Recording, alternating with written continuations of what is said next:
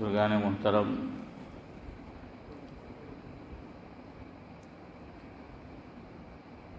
عاشوراء کے روزے کے حوالے سے مسلم شریف میں ایک روایت آئی ہے، اس کا آخری ٹکڑا آپ کے سامنے پیش کرنا ہے، اور اسی تعلق سے آج کی مجلس میں کچھ باتیں آپ کے گوش گزار انشاءاللہ العزیز کرنی ہے۔ جو موضوع ہے اس تعلق سے خواجہ عزیز الحسن مجذوب رحمۃ اللہ علیہ، جو حضرت تھانوی رحمۃ اللہ علیہ کے تربیت یافتہ تھے، تو ان کے کلام کا کچھ حصہ منظوم آپ کی خدمت میں رکھنا ہے۔ انہوں نے لکھا ہے کہ نہ شوکت لے کے آیا ہوں نہ عظمت لے کے آیا ہوں۔ اللہ تعالیٰ سے کہہ رہے ہیں کہ نہ شوکت لے کے آیا ہوں نہ عظمت لے کے آیا ہوں، محبت لے کے آیا ہوں محبت لے کے آیا ہوں، ازل سے میں تمہاری ایک امانت لے کے آیا ہوں، تمہیں دینے کو یہ درد محبت لے کے آیا ہوں۔ میرے پاس اور کیا ہے؟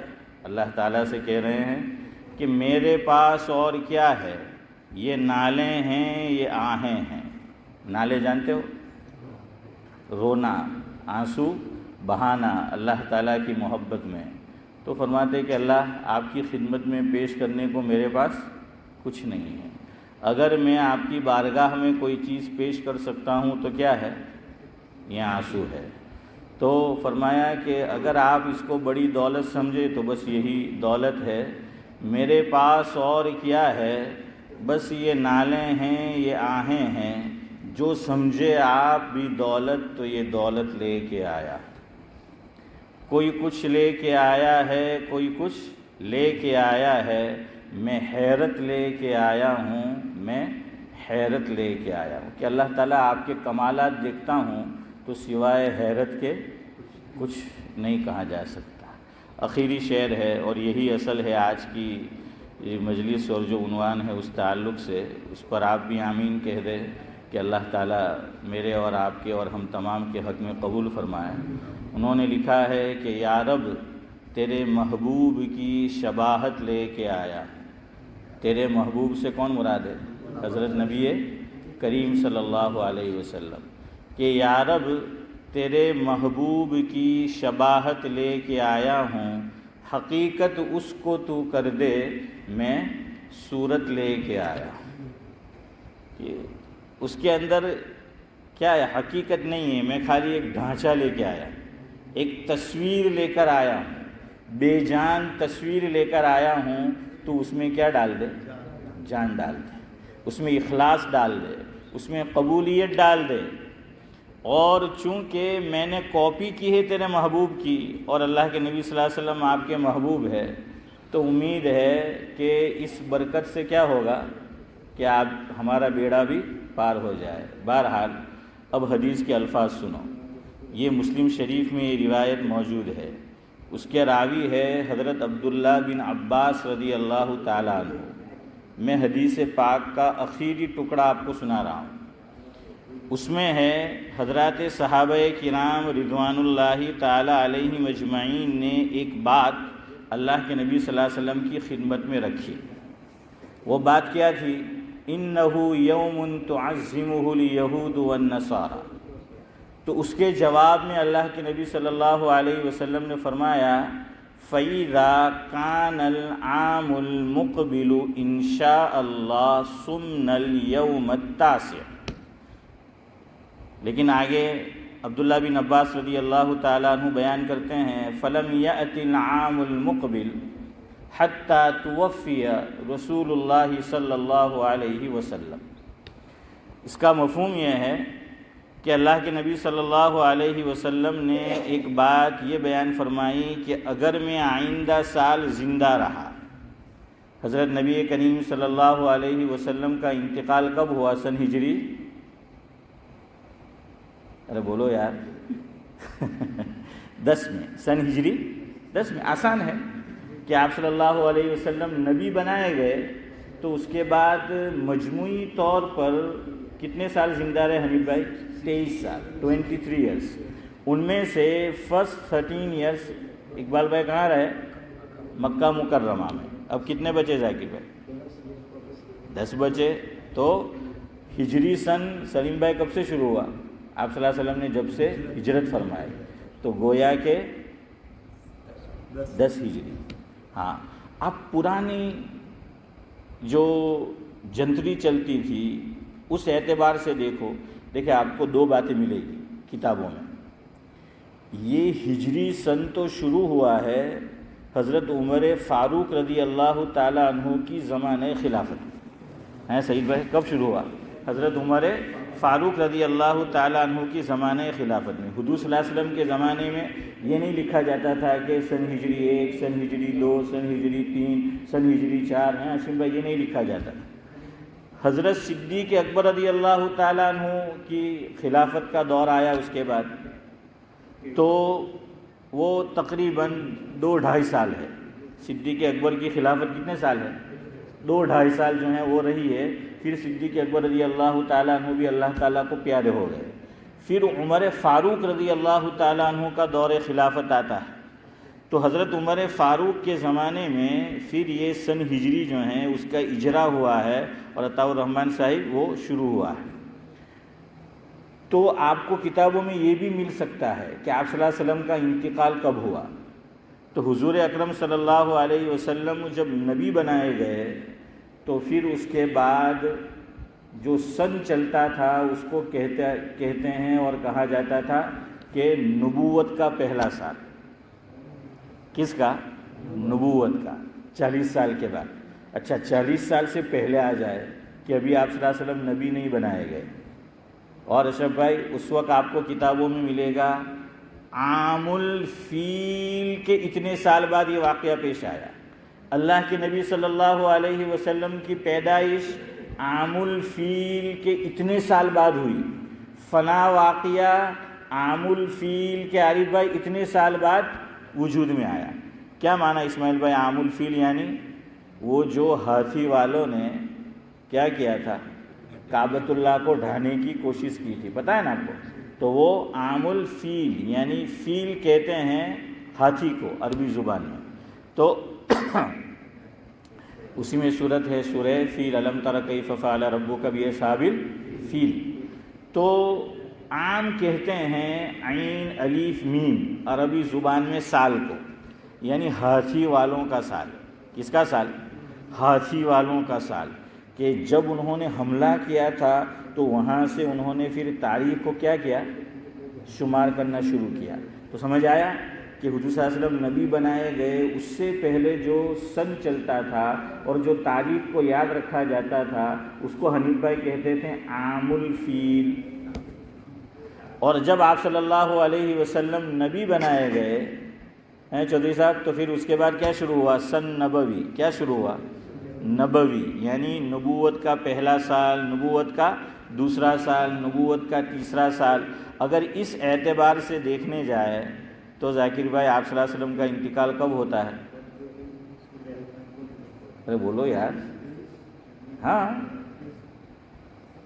23 نبوی میں، سن 23 نبوی میں. خیر بہرحال تو آپ صلی اللہ علیہ وسلم کا کیا ہے؟ وہ انتقال یہ ہوا ہے. کیا کہہ رہا تھا؟ ہاں تو آپ صلی اللہ علیہ وسلم نے یہ بات جو مسلم شریف میں ہے کب فرمائی؟ سن ہجری 9 میں.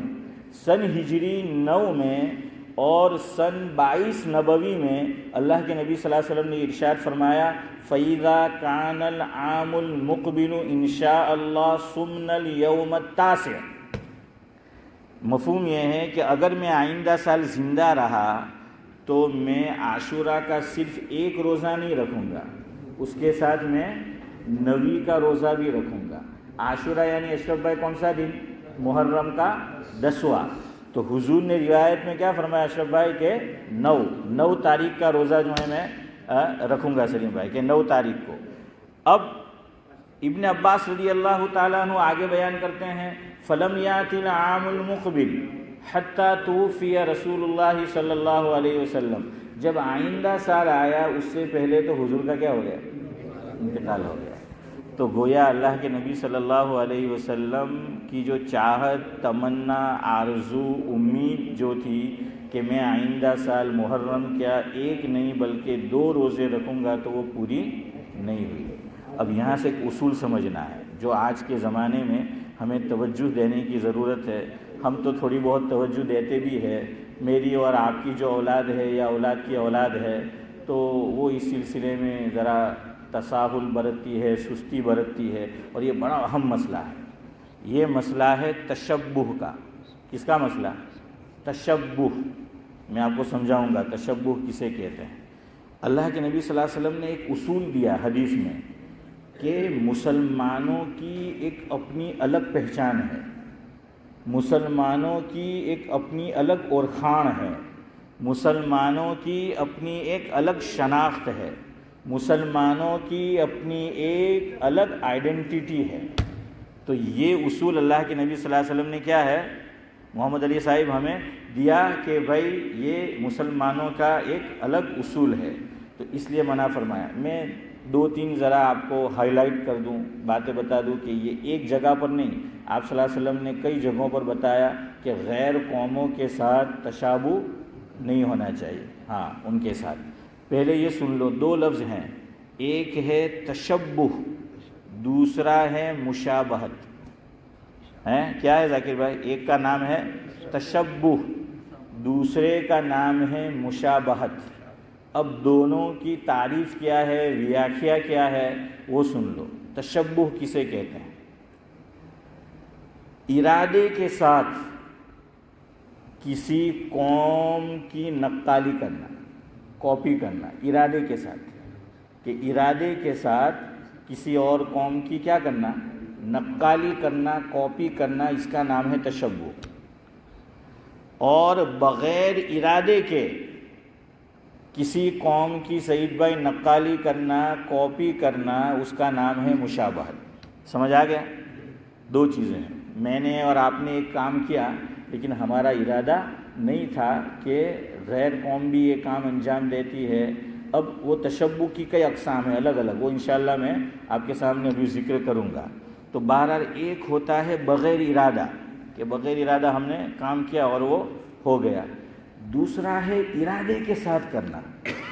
اب اللہ کے نبی صلی اللہ علیہ وسلم نے مسلمانوں کو، اہل ایمان کو یہ تعلیم دی کہ تمہیں کسی قوم کی نقالی نہیں کرنی۔ تمہارا دامن میں نے بھر دیا ہے، تم فقیر نہیں ہو۔ تمہارا دامن میں نے کیا کر دیا ہے؟ میں تمہارا دامن بھر کے جا رہا ہوں، چاہے وہ عقائد کی لائن ہو، چاہے وہ عبادات کی لائن ہو، چاہے وہ معاشرت کی لائن ہو، چاہے وہ معاملات کی لائن ہو۔ حضور نے فرمایا کہ میں تمہارا دامن کیا کر کے جا رہا ہوں؟ بھر کے جا رہا ہوں۔ تمہیں کسی غیر قوم کی نقالی کرنے کی، کاپی کرنے کی ضرورت نہیں ہے۔ اب کاپی، تشبہ، اس کی کئی اقسام ہیں اور ہر ایک کا حکم الگ الگ ہے۔ نمبر 1، کفر میں تشبہ۔ دیکھیے آج کے دور میں ہم بہت سے کام کیا ہے، سامنے والا ناراض نہ ہو جائے اس لیے ہم کرتے ہیں۔ اقبال بھائی کیا کرتے ہیں کہ سامنے والا ناراض نہ ہو جائے۔ ہمارا پڑوسی ہے، اتنے سال سے رہتا ہے کہ وہ جب عید کا دن آتا ہے تو ہمیں گفٹ بھیجتا ہے، اب ہم ان کے تہوار پہ نہیں بھیجیں گے تو وہ ناراض ہو جائے گا، وہ کیا سوچے گا، ہمارے سبند جو ہیں وہ بگڑ جائیں گے۔ تو بھائی اسلام ہے نا، بڑا سینسیٹیو دین ہے، ہاں اس میں بڑی نزاکت ہے، اوروں کے یہاں سب ہوتا ہوگا، ہاں اسی لیے شاعر مشرق علامہ اقبال علیہ الرحمہ نے بڑی پیاری بات کہی ہے، حالانکہ وہ کوئی عالم نہیں ہے۔ اسماعیل بھائی کہاں پڑھے ہیں اقبال؟ آکسفورڈ میں، کیمبرج میں یا آکسفورڈ میں، بہرحال چلے تو اس میں جو ہے وہ پڑھے ہوئے ہیں۔ اقبال یہ کہہ رہے ہیں کہ مسلمانوں کی، بلال بھائی، اپنی ایک الگ آئیڈینٹی ہے، اور یہ مسلمان ہونا اقبال کہہ رہے ہیں کوئی آسان نہیں ہے۔ اقبال جیسا آدمی کہہ رہا ہے کہ مسلمان ہونا کوئی آسان نہیں ہے۔ علماء نے لکھا ہے کہ اقبال نے، علامہ اقبال نے پورا قرآن کریم ترجمے کے ساتھ پڑھ لیا تھا، تفسیر کے ساتھ پڑھ لیا تھا۔ اقبال کی شاعری مطالعہ قرآن سے پہلے کی الگ ہے اور مطالعہ قرآن کے بعد کی الگ ہے۔ زندگی نے، قرآن کریم نے اقبال کی زندگی میں کیا پیدا کر دیا تھا؟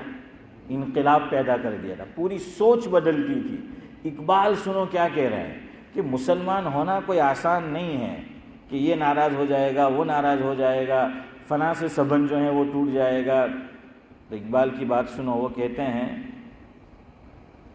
تیری الفت کی اگر ہو نہ حرارت دل میں، تیری الفت کی اگر ہو نہ حرارت دل میں، آدمی کو بھی میسر نہیں انسان ہونا۔ تیری الفت کی اگر ہو نہ حرارت دل میں، آدمی کو بھی میسر نہیں انسان ہونا۔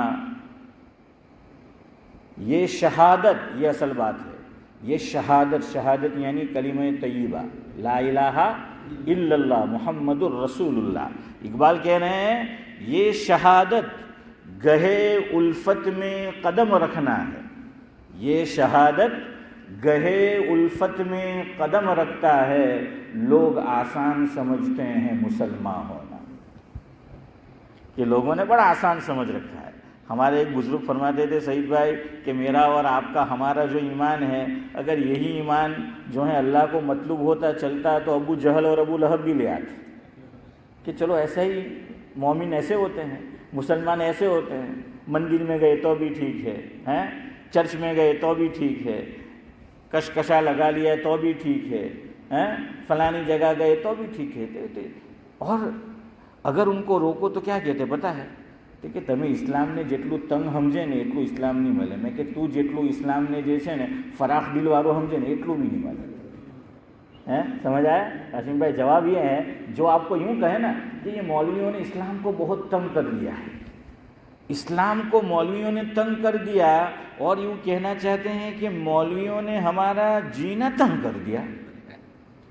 سلیم بھائی بات یہ ہے اصل میں، وہ کیا کہنا چاہتے ہیں؟ اور ہمارے بزرگ فرماتے ہیں کہ دراصل وہ قرآن اور حدیث پہ تو انگلی اٹھا نہیں سکتے، اللہ تعالیٰ پہ تو عارف بھائی انگلی اٹھا نہیں سکتے، اللہ کے رسول صلی اللہ علیہ وسلم پہ تو اٹھا نہیں سکتے۔ کیوں؟ ایمان کے لالے پڑ جائیں گے، اور نکاح کیا ہے بیوی نکاح سے چلی جائے گی، اور میراث کا معاملہ ہوگا۔ یاد رکھیے مومن کافر کے میراث میں حصہ نہیں پائے گا، اور کافر مومن کی میراث میں حصہ نہیں پائے گا۔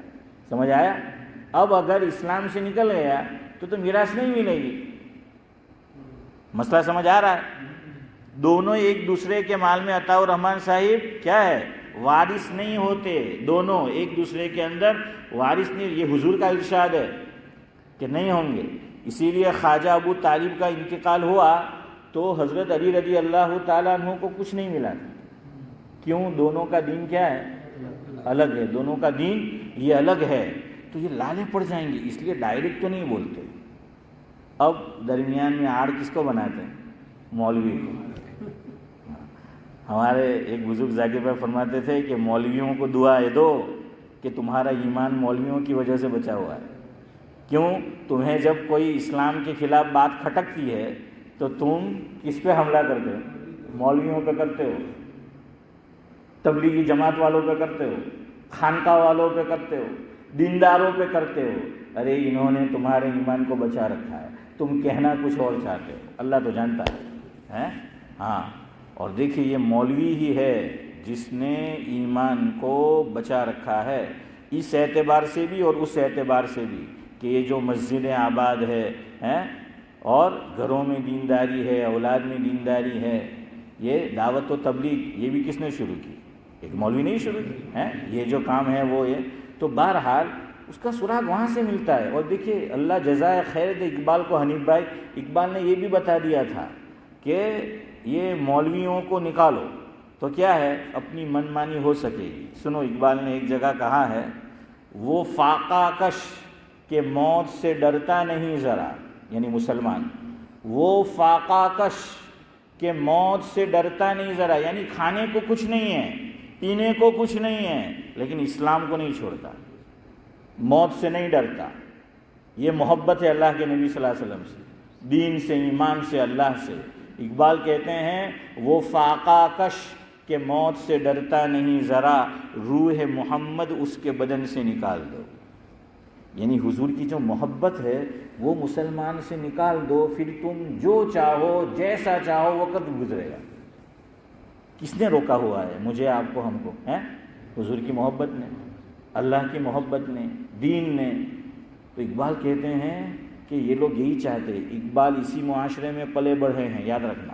اس لیے اقبال کہہ رہے ہیں اب اس کے لیے کیا کرنا پڑے گا، روح محمد نکالنا ہے. تو اقبال نے 2 باتیں آگے کہی ہے کہ مسلمانوں کے ایمان کو کھوکھلا کرنا ہے تو 2 کام کرو. ہاشم بھائی کتنے کام کرو؟ مسلمانوں کے ایمان کو عارف بھائی کھوکھلا کرنا ہے تو 2 کام کرو. اقبال کہتے ہیں یہ دنیا سوچ رہی ہے. اس وقت جب اقبال حیات تھے فرمایا کہ وہ لوگ کہہ رہے کہ 2 کام کرنا پڑے گا. پہلا کام، فکر عرب کو دے کر فرنگی تخیلات، فکر عرب کو دے کر فرنگی تخیلات، اسلام کو حجاز و یمن سے نکال دو. کیا کہہ رہے ہیں کہ یہ جو سعودی گورنمنٹ ہے، یہ جو حجاز کی گورنمنٹ ہے، ان کی ذہنیت بدل دو. ان کے اندر جو حجازیت ہے، جو محمدیت ہے، اس کو نکال دو اور اس کی جگہ کیا ڈال دو؟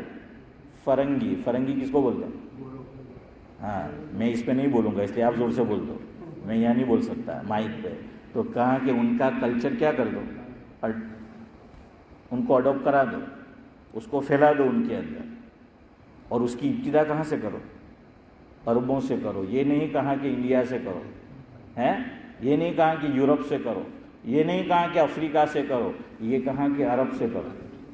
عرب سے جو ہے وہ کرو. حضرت جی مولانا یوسف صاحب رحمۃ اللہ علیہ دعوت و تبلیغ جو ہیں یہ اس کے 2 نمبر کے حضرت جی. تو ان کے تعلق سے میں نے اپنے اکابر سے سنا، جس کا مفہوم یہ اسماعیل بھائی کہ جو بھی خیر پھیلانی ہو تو کعبۃ اللہ جو ہیں تو وہاں آنے والوں کے اندر اور وہاں رہنے والوں میں وہ خیر پھیلا دو، پوری دنیا میں پھیل جائے گی. اور اگر کوئی شر پھیلانا ہے، مسلمان تو نہیں پھیلائے گا، جو پھیلانا چاہتے ہیں تو فرمایا کہ وہ بھی جانتے ہیں کہ شر کہاں پھیلاؤ، یہیں پر پھیلا، وہ پوری دنیا میں شر کیا ہو جائے گا، پھیل جائے گا. پہلے کلیپٹن کے اندر ایک فیملی رہتی ہے، بسم اللہ فیملی. میں نام نہیں لیتا ان کا، خالی آپ کو سرنیم بتا دیا. انہوں نے مجھے خود بتایا کہ جب وہ گئے تھے بہت زمانے پہلے، یعنی یہ غالباً 90s کی یا 80s کی بات ہے، 80s کی ہونی چاہیے شاید. تو کہیں کہ وہ کیمرہ لے کر گئے تھے، تو وہاں کعبۃ اللہ کے پاس انہوں نے فوٹو نہیں کھینچنے دیا تھا، ان کا کیمرہ ضبط کر لیا تھا کہ آپ یہاں فوٹو نہیں کھینچ سکتے. ہماری مسجدوں میں بھی ایسا ہی ہوتا تھا پہلے. اب وہاں سعید بھائی چلے جاؤ، طواف ہو رہا ہے، نماز ہو رہی ہے، فوٹو پہ فوٹو، لائیو اسٹریمنگ ہے، اور کیا ہے، ویڈیو بنایا جا رہا ہے، فوٹو جو ہے وہ کھینچے جا رہے ہیں. اب چونکہ وہاں ہو رہا ہے، اب ہم اپنی مسجد میں کسی کو منع کریں گے تو ہوں کہ خبر ٹھیک ہے، کعبۃ اللہ میں تو کہیں نہیں کہیں گے، اپنی مسجد میں درجو موٹو کہ کعبۃ اللہ نہ موٹو.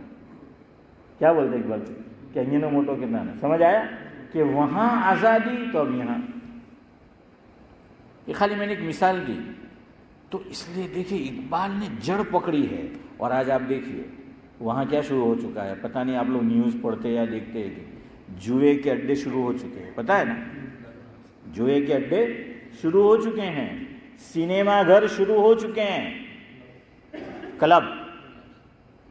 تو اقبال نے جو کہا تھا نا وہی ہے کہ آپ کو کرنا ہو تو دھیرے دھیرے. پھر کیا ہے، لوگوں میں سے وہ عظمت، لوگ یہی کہتے کہ کعبۃ اللہ میں یہ ہوتا ہے، حرم شریف میں یہ ہوتا ہے، تو یہاں کیوں ہے وہ کیوں نہیں ہو سکتا. اب ان کو کہو 20 رکعت تراویح پڑھو تو کیا کہیں گے، نہیں ہمیں دیں گے 10 پڑھو سلیم بھائی. کیم دیکھیں حرم شریف میں جائیں. ارے لوگ کو تہاں جی نہ وہ بولو આટલા પૈસા ખર્ચીને જાય રમઝાનનો મુબારક મહિનો ને પછી પૂછે કે 10 જ પઢું. મેં એને પૂછું કે ભાઈ તું ત્યાં ગયો હું કહું તું ગેલો જ ઇબાદત કરવા છે हैं, और रमज़ान का महीना ही इबादत का है. भाई 20 पढ़ ले, कौन सा आसमान टूट पड़ेगा, नहीं पढ़ेंगे कि यहाँ जो है वो हो रही है, यहाँ ये हो रही है. समझ आया. तो इकबाल ने कहा कि ये जो दुश्मनान इस्लाम है वो डायरेक्ट मुसलमान पे हमला नहीं करेंगे, वो पहला हमला कहाँ से शुरू करेंगे, अरब से. हैं کعبۃ اللہ سے، تو کہاں کہ فکر عرب کو دے کر فرنگی تخیلات اسلام کو حجاز و یمن سے نکال دو۔ دوسری بات سنو اقبال نے کیا کہی، افغانیوں کی غیرت دین کا ہے یہ علاج، افغانیوں کی غیرت دین کا ہے یہ علاج، ملا کو یعنی مولوی کو، ملا یعنی مولوی، ملا کو ان کے کوہ و دمن سے نکال دو۔ اب یہ تو خالی افغانی ایک مثال دی ہے، فرمایا کہ جہاں کہیں اسلام کو کھوکھلا کرنا ہو، مسلمانوں کو دین سے دور کرنا ہو، تو جو مسلمان ہیں ان کو ان کی مسجد کے اماموں سے کاٹ دو، جو مسلمان ہیں ان کو ان کے جو محلے کے علماء ہیں ان سے کاٹ دو، جو دیندار ہیں ان سے کاٹ دو۔ جب ان سے کٹ جائیں گے تو آٹومیٹک کیا ہے، ہاں دیکھیے یہ ہے، یہ دو چیزیں، اور آج آپ دیکھیے دنیا میں دونوں چیزیں نہیں ہو رہی۔ تو بھائی آج جو علماء ہیں کام کر رہے ہیں، دیندار ہے، اس دور میں ان کا شکریہ مانو، بجائے اس کے کہ ہر نماز کے بعد امام کے پیچھے پڑ جانا، اماموں کی برائی کرنا۔ تمہاری اولاد اتنی تنخواہ میں امامت نہیں کرائے گی جتنی میں آج مسجد کے علماء کرا رہے ہیں، تمہاری اولاد اتنی رقم میں مدرسہ نہیں پڑھائے گی جتنے میں آج یہ مدرسے والے پڑھا رہے ہیں۔ دین کا، دعوت کا، تبلیغ کا کام تمہاری اولاد نہیں کرے گی کہ کاروبار چھوڑ کے جانا، گھر بار کو کیا ہے چھوڑ کے جانا۔ جو کر رہے ہیں نا دین کا جو بھی کام ہو، چاہے مسجد کی لائن سے ہو، مکتب کی لائن سے ہو، خانقاہ کی لائن سے ہو، دعوت کی لائن سے ہو، کچھ نہیں کر سکتے۔ حضرت شیخ کا بہت پیارا ملفوظ ہے، مجھے یاد آیا حنیف بھائی، حضرت شیخ الحدیث مولانا محمد زکریا صاحب رحمۃ اللہ علیہ فرماتے تھے کہ اگر تم دین کے کسی کام میں حصہ نہیں لے سکتے، الگ الگ کام ہیں، فرمایا ایک کام تو کر سکتے ہو، ان سے محبت تو رکھ سکتے ہو۔ تم دعوت و تبلیغ میں چلا نہیں لگا سکتے، مرکز نہیں جا سکتے، علماء کے درس میں نہیں بیٹھ سکتے، مدرسے میں چندہ نہیں دے سکتے، خانقاہ کے اندر حاضری نہیں دے سکتے۔ ارے بھائی ایک کام تو ہمارے بس میں اور اختیار میں ہے کہ دینداروں سے کیا کرو، محبت کرو۔ اور ہمارے امام جن کا ہم دم بھرتے ہیں فقہ میں، حضرت امام اعظم ابو حنیفہ رحمۃ اللہ علیہ، ان کی طرف منسوب کرتے ہوئے اسماعیل بھائی ایک شعر کہا گیا ہے کہ حضرت امام ابو حنیفہ رحمۃ اللہ علیہ ایک شعر پڑھا کرتے تھے، ہم بھی اس کا مفہوم یاد رہے تو اللہ سے مانگا کرے۔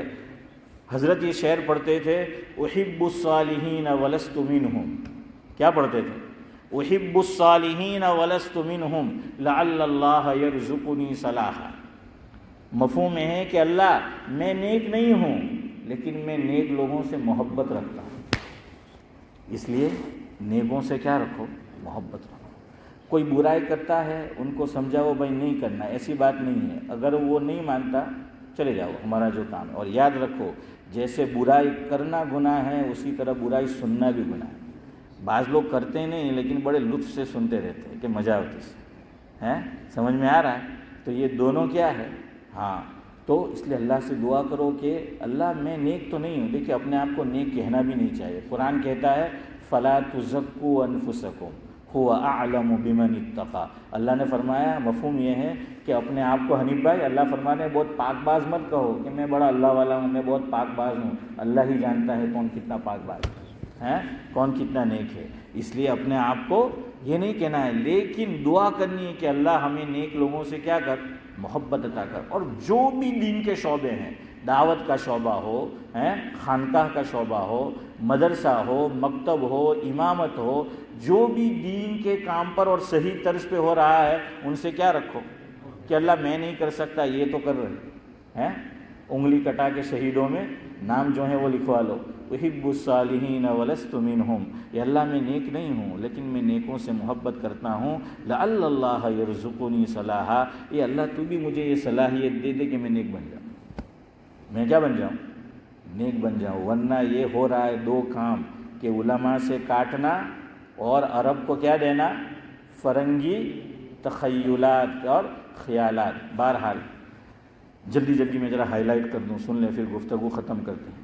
ایک تشبہ کفر تک پہنچا دیتا ہے، کفر تک کیا ہے، چلے انشاءاللہ اگلی مجلس میں بات انشاءاللہ جتنی بھی ہو سکتی ہے، پوری شاید نہیں ہوگی کیونکہ اس میں کچھ تفصیل ہے اور میں شارٹ کٹ سمجھاؤں گا تو آپ کو سمجھ نہیں آئے گا، ہیں کچھ تفصیل ضروری ہوتی ہے، چلو جتنا بھی ہو جائے 40 تک انشاءاللہ۔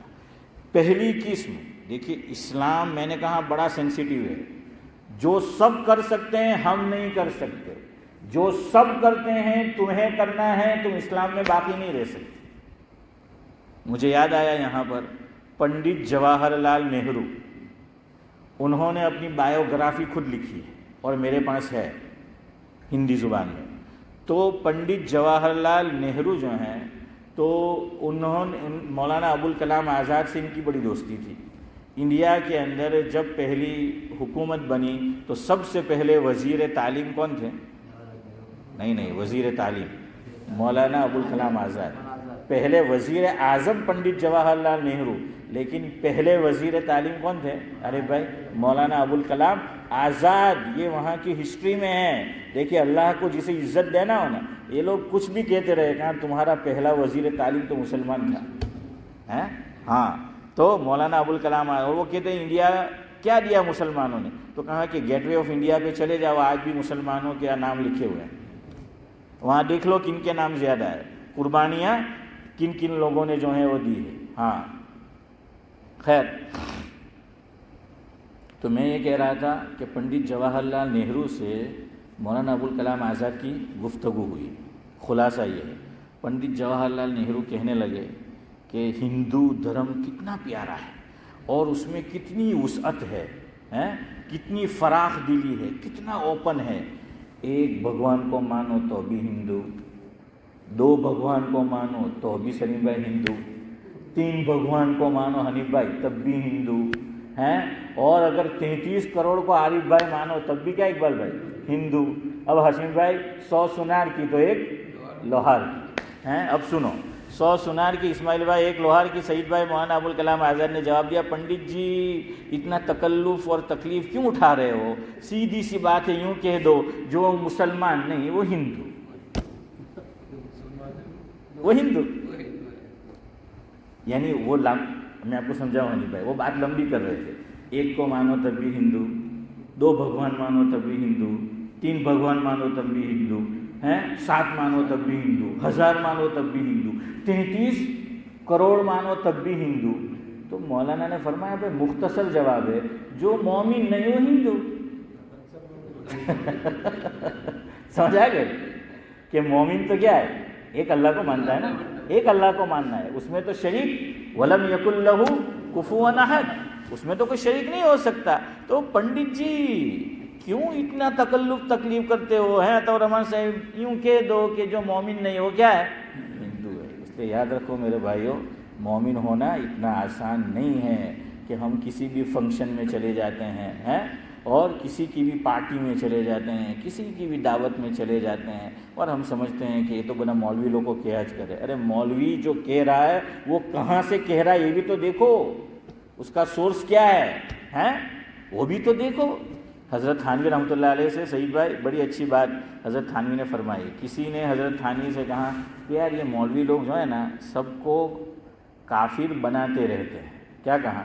کہ مولوی لوگ سب کو کافر بناتے رہتے. حالانکہ اس کو یہ نہیں معلوم فقہا نے جزی لکھی ہے. یاد رکھو، کسی آدمی نے کوئی بات کہی تو اب 99 مفہوم غلط نکل سکتے ہیں، لیکن ایک مفہوم کچھ اور نکل سکتا ہے صحیح. تب بھی فقہا نے لکھا ہے حنیف بھائی اس کے کفر کا فتویٰ نہیں دیا جائے. اور یہ کہتے ہیں کہ مولوی لوگ بڑے تنگ دل ہوتے ہیں، بڑے تنگ ذہن ہوتے ہیں. ارے مولوی یہ فقہ میں لکھا ہے کہ 99 کیا ہے اس کے اگینسٹ جا رہا ہے ذاکر بھائی، اور صرف ایک وہ اس کے فیور میں جا رہا ہے. تب بھی کوئی فقیہ کوئی مولوی یہ نہیں کہے گا کہ یہ کیا ہو گیا، دائرہ اسلام سے اشرف پر خارج ہوگا. میں آپ کو مثال دوں، ترکیہ میں ایک شخص گزرا ہے جس نے اسلام کا بیڑا غرق کرنا چاہا. کیا نام ہے اس کا؟ اتاترک ہے، کمال اتاترک ہے. ہاں، کمال نام میں ہونے سے کوئی با کمال تھوڑی بن جاتا ہے. تو بہرحال کمال اتاترک کے تعلق سے حضرت مفتی محمود حسن صاحب گنگوہی رحمۃ اللہ علیہ سے کسی نے سوال کیا. مفہوم ہے کہ اتاترک جو ہیں، میری طرف دیکھنا، کہ اتاترک جو ہیں وہ آسمان کی طرف یوں مکہ دکھلاتا تھا اور اللہ کو مکہ دکھاتا تھا. تو مسلمان گھرانے میں پیدا ہوا تھا. تو کہا کہ وہ اسلام میں باقی رہا کہ نہیں رہا؟ کہ ہمیں تو یہ لگتا ہے کہ وہ اللہ کو مکہ بتا رہا ہے تو اسلام سے خارج ہو جانا چاہیے. اب دیکھیے حضرت نے کہا کہ نہیں، فقہا نے لکھا ہے. اب اس کا ایک مطلب یہ بھی تو نکلتا ہے کہ وہ اللہ کا منکر نہیں ہے، وہ اللہ کو مانتا ہے، تبھی تو بتا رہا ہے. سمجھ آئی بات ہے کہ وہ اللہ کا کیا ہے، اقرار کر رہا ہے، اس کو پتا ہے کہ کوئی ہے، تبھی تو جو ہے وہ بتا رہا ہے. خیر بہرحال تو میں یہ کہہ رہا تھا کہ اقبال نے کیا کہا، یہ شہادت گہے الفت میں قدم رکھنا ہے، لوگ آسان سمجھتے ہیں مسلمان ہونا. اور اقبال ایک اور مقام پر کہتا ہے، خرد نے کہہ بھی دیا لا الہ الا اللہ تو کیا حاصل ہے، یعنی عقل نے، زبان سے ہم نے کہہ دیا کسی نے، خرد نے کہہ بھی دیا لا الہ الا اللہ، یعنی کلمہ پڑھ لیا. تو فرمایا زبانی کلمہ پڑھنے سے کوئی مسلمان نہیں ہو جاتا جب تک کیا مسلمان نہ ہو جائے. آگے سنو، خرد نے کہہ بھی دیا لا الہ الا اللہ تو کیا حاصل، دل و نگاہ مسلمان نہیں تو کچھ بھی نہیں. کہ اگر ہمارا دل مسلمان نہیں بنا، ہماری نگاہ مسلمان نہیں بنی، ہماری سوچ مسلمان نہیں بنی تو ہم مسلمان نہیں ہیں. خالی زبان سے کہہ دینے سے کوئی مسلمان نہیں بن جاتا ہے. ایمان کس کا نام ہے، اقرار باللسان و تصدیق بالقلب. ایمان نام ہے کہ اقرار باللسان و تصدیق بالقلب، اس کا نام جو ہے وہ ایمان ہے. ہاں یاد رکھو. اسی لیے یہاں پر بھی بعض مرتبہ ہمارا لڑکے یا لڑکی، اللہ تعالیٰ سب کی اولاد کی حفاظت کرے، نکاح کسی غیر سے کرتے ہیں اور پھر اس کو مسلمان بناتے ہیں. اب مسلمان خالی اس نے کلمہ مسجد میں پڑھ لیا، مولوی صاحب کے پاس پڑھ لیا، گھر میں پڑھ لیا، ایمان لانے کے بعد نہ نماز پڑھتا ہے، نہ روزے رکھتا ہے، کوئی کام ایمان والا نہیں کرتا. تو بھائی پتہ تو یہ چلتا ہے کہ وہ ایمان مسلمان ہوا نہیں ہے، خالی اس کو نکاح کرنا تھا اس لیے. تو یاد رکھو، پھر پتہ کیسے چلے گا؟ تو جو اس کے اعضاء اور جوارح ہیں وہ اسلام پہ عمل بھی کر رہا ہے کہ تب پتہ چلے گا کہ اس نے اللہ کو کیا ہے. جمعہ میں بھی نہیں آتا، عید میں بھی نہیں آتا، رمضان میں بھی نہیں آتا، ارے وہ کیسے مسلمان؟ سمجھ آ رہا ہے؟ اقبال یہ کہنا چاہتے ہیں، خرد نے کہہ بھی دیا لا الہ الا اللہ تو کیا حاصل، دل و نگاہ مسلمان نہیں تو کچھ بھی نہیں. اس لیے یاد رکھو آخری بات کہ وہ چیزیں جیسے بتوں کو عبادت کرنا، بتوں کی اس کے سامنے سجدہ کرنا، اس سے آدمی دائرہ اسلام سے نکل جاتا ہے، کافر ہو جاتا ہے. اب یہ لوگ یہ کام کون کرتا ہے پتہ ہے؟ سیاسی لوگ، پولیٹیشین، راج کارن میں جو ہوتے ہیں راجنیتا، وہ کیا کریں گے ہیں سلیم بھائی؟ مندر میں بھی چلے جائیں گے، ٹیکا بھی لگائیں گے، بتوں کو کیا ہے سجدہ بھی کریں گے. اگر وہ کیا تو دائرہ اسلام سے کیا ہو گیا؟ خارج ہو گیا. جس کو اسلام کی فکر ہے نا، اللہ مدد کرتا ہے. یاد رکھو، ایک تو ارادے سے کرنا، یہ ارادے سے کر رہے ہیں. ایک بے ارادہ، وہ چلا تو گیا لیکن مشکل میں پھنس گیا ہے. مولانا طارق جمیل صاحب نے واقعہ سنا ہوگا، وہ گفتگو کہتا کہ وہ واقعہ سنا کر گفتگو ختم کرتا ہوں. دیکھیے اللہ پھر مدد کرتے ہیں. پاکستان میں ایک ایکٹر ہوا ہے ابھی ماضی قریب میں نہیں پہ، رنگیلا، نام کچھ اور تھا، اشرف بھائی جانتے ہو؟ ہاں، اس کو رنگیلا کہتے ہیں. تو حضرت فرماتے ہیں کہ رنگیلا واقعی رنگیلا تھا ہیں، اس نے، اور کمال کا ایکٹر اسماعیل بھائی، لیکن نماز نہیں پڑھتا تھا، جمعہ بھی نہیں، کچھ نہیں ہے، پہنچ گیا ہے، لیکن بہرحال ایمان تھا دل کے کسی کونے میں. اب وہ چلا گیا